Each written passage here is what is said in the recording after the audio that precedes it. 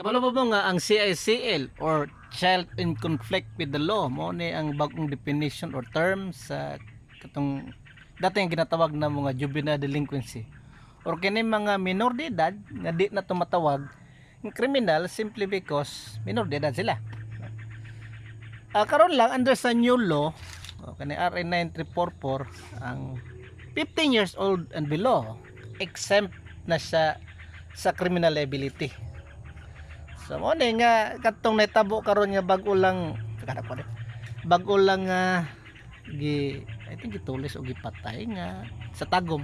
I think UP babae nga UP student nadakpan ang suspect pa man nga minor de edad.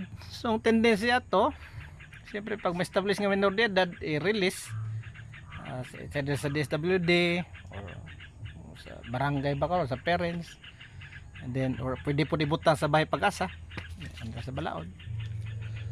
So usa pa ko sa justice ato daga lagi gi-argue ana nga na kanang 15 years old below ko naman na tamay mo Juralix Sidlix, the law may be harsh but that's the law.